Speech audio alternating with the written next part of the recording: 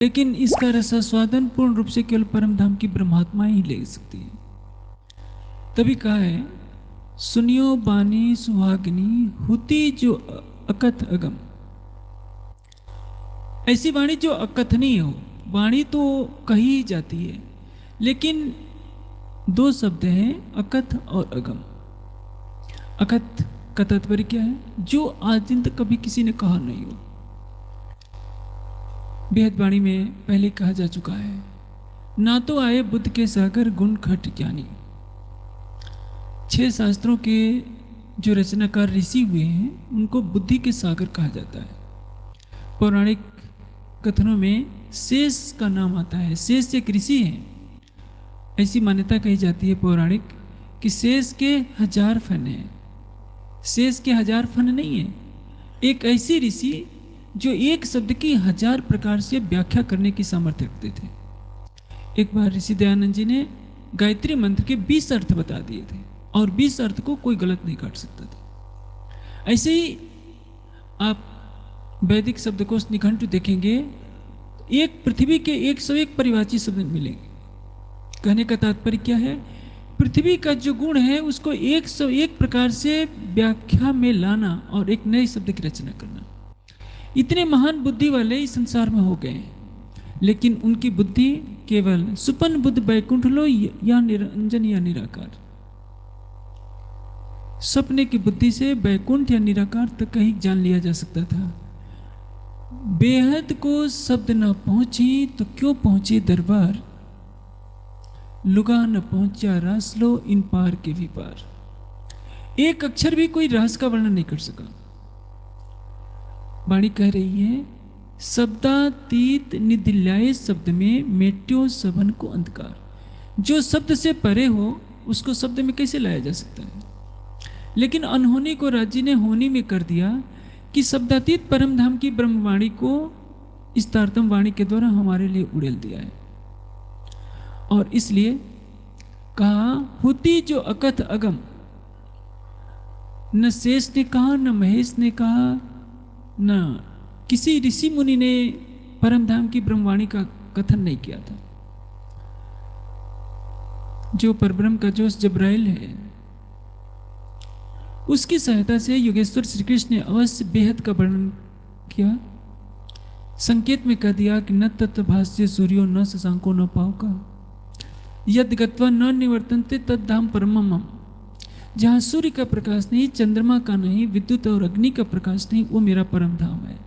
लेकिन यह परम धाम ब्रह्म सृष्टियों का परम धाम नहीं, अक्षर की सृष्टि का परम धाम है, जिसको बेहद मंडल कहते हैं।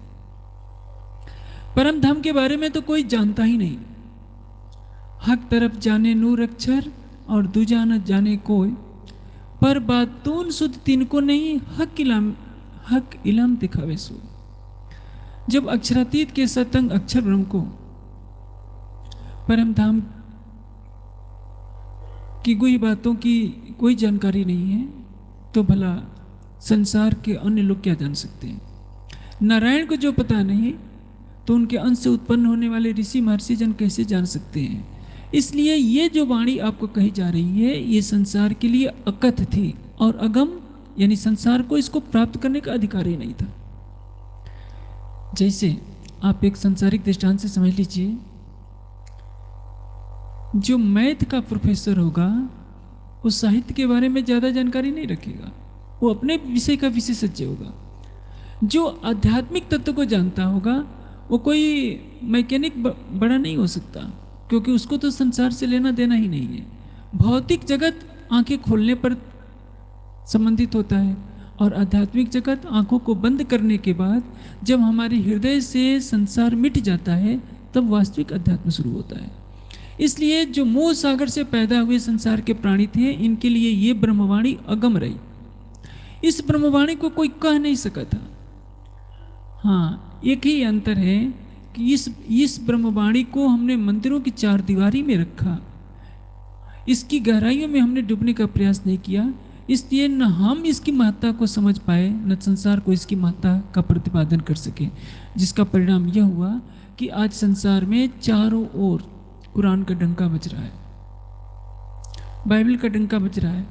हमारी ब्रह्मवाणी को विदेश तो क्या, हम अपने देश में तो क्या, जहाँ परम धाम की ब्रह्मवाणी उतरी, खिलवत परिक्रमा सागर श्रृंगार का अलौकिक ज्ञान उतरा, उस प्रांत तो क्या, जिले में भी सभी लोग तारतम वाणी के बारे में नहीं जानते।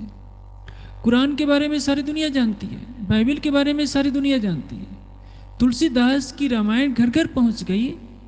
हम ब्रह्मवाणी को जिसके लिए अक्षरातीत कह रहे हैं, होती जो अकथ अगम, जिसको अगम कह करके सबने मान लिया था। वेदांत का कथन है, अद्वैत शब्द जो बोलिए तो सिर पड़े उतर। अद्वैत की व्याख्या कौन करेगा? जिसको शरीर और संसार न दिखाई दे वही तो अद्वैत के बारे में कुछ जान सकता है। शरीर और संसार के प्रति दृष्टि जिसकी है वो अद्वैत की व्याख्या के योग्य नहीं हो सकता। सुखदेव जी जैसे महर्षि, जिनको इतना भी पता नहीं कि स्त्री किसको कहते हैं, पुरुष किसको कहते हैं, वो भी बेहद की राज का वर्णन नहीं कर सके।